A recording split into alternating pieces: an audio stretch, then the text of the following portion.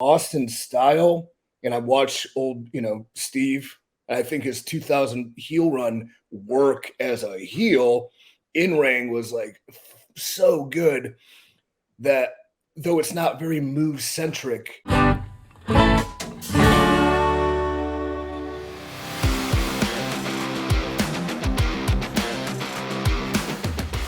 we first started, like one of the darkest days in wrestling for me as a creative person was the rise of the Fiend to then just be destroyed before WrestleMania in Saudi.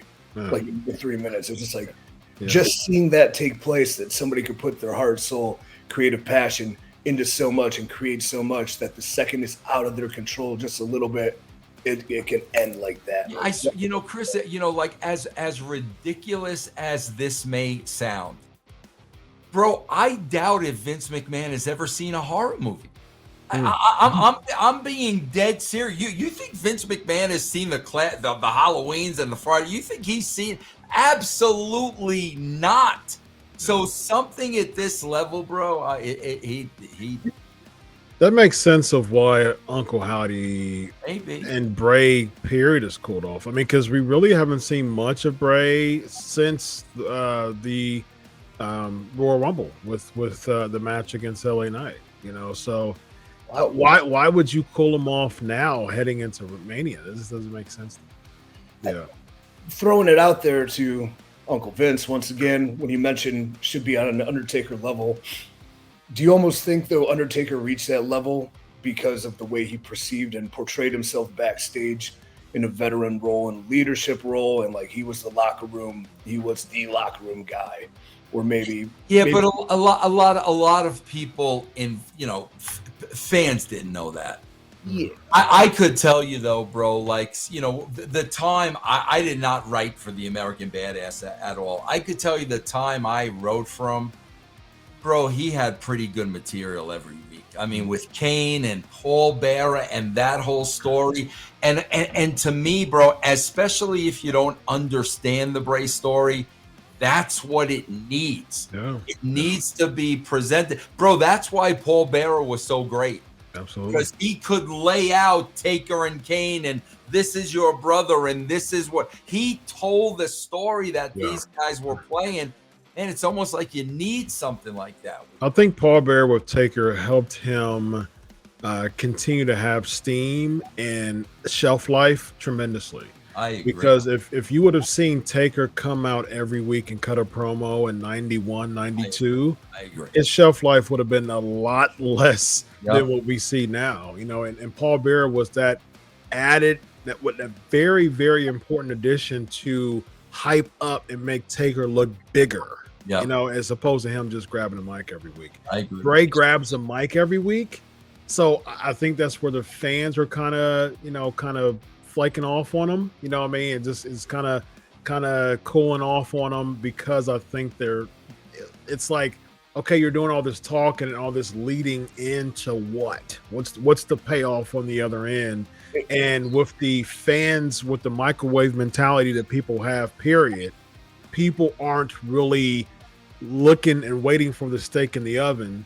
They're waiting for, the meal, the dinner in the microwave, basically, and so the TV dinner basically in the microwave, and expecting it to be a steak, basically. And so it's like they don't have the mental capacity to wait and for storylines to develop and draw out. They're looking for the holy crap moments, the big spots, the this is awesome moments, and just the longevity in that. We've lost that art, man, and it's sad. And I think that Bray is fall victim to something like that, as opposed to back in 30 years ago when the fans were a lot more patient and saw a Taker feud stretch out for months. They were more patient, but it was also because the programming didn't have such constant need for content. Oversaturation.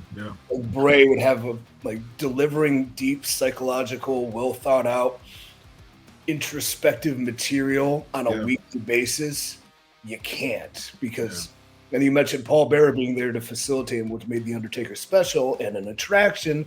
Bray could be an attraction, but we had the Firefly Funhouse. We didn't know what we were watching for a month. We're kind of into it. And then, the second he's in there with a feud with a named guy like Seth Rollins, they burn the house down. Right. Or like that house should have been standing for years before someone would have the audacity to torch the Firefly Funhouse. And Chris, you're also talking about an audience today that doesn't like gimmicks. I mean, let's face it, bro. They don't like gimmicks. Yeah. Yeah, I mean they like spots, they like I mean, right. They like the Twitch, the person who has the largest Twitch account and who has the moonsaults and the super kicks, and that's. Bro, let me throw this question out to both of you guys along the lines, Chris, of like what you just said. I swear to God, bro, Austin today would be nowhere near over as he was during the Attitude Era. With this fan base, bro, they would not. Austin would be a Mick Carter. The way he works with the stomping and the punching, bro. I'm telling you, I don't think no way Austin would be that over. I don't know if I agree. Only as a a workhorse myself, but like Austin's style, and I watch old Steve. I think his 2000 heel run work as a heel in ring was like so good that though it's not very move centric, the intensity he brings is what a lot of people lack today. And like, the crispness and the kind of chaotic movements he would have is something that I think would be, enjoyed today if it was seen, because everyone's so complacent into robotic moveset where like Austin's absolute, we're gonna go out there for 20 minutes and we're not gonna talk about a thing and stunner, kick, gut, stunner, we're done. Like I think there's still a market for that. It just has to have the courage and the bravery of the people to do it, and for the company to allow it to happen and get behind it and not pull a plug immediately after like one showing that might not be rated well by a very vocal minority. Interesting point for the both of you, and this is what I think about, kind of like what tie-ins with both of you said. For instance, you're still doing that high intensity type of deal with Goldberg nowadays. He still comes in and does his spots, but he gets crapped on by the fans time and time again when he comes back. Why do you think that someone with a high intensity and a solid gimmick 25 years ago that made him a Hall of Famer? I mean, Goldberg only had a solid 5-year run, and that 5 years in the company and in the world of professional wrestling built a Hall of Fame resume because he was so intense and the fans were really big on him. Nowadays, people say Goldberg, and they're not buying him. Why do you think Goldberg is being crapped on? According to what Vince was saying.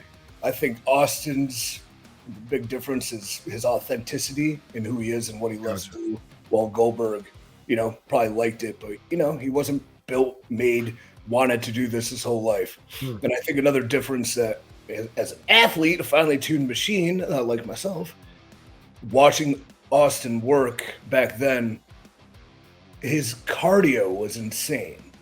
I know the times and pacings of matches and things where you lay off the gas and you kind of hit the accelerations here and there, but like he just went so hard, and very few people I think could keep up with him. I think Kurt Angle said he blew him up. Yeah. The time he blew up was Kurt Angle. Awesome. Yeah. That's an interesting point. I don't know how I feel about what Austin would do now. I mean, he did come back, last year at Mania, and he was still super over.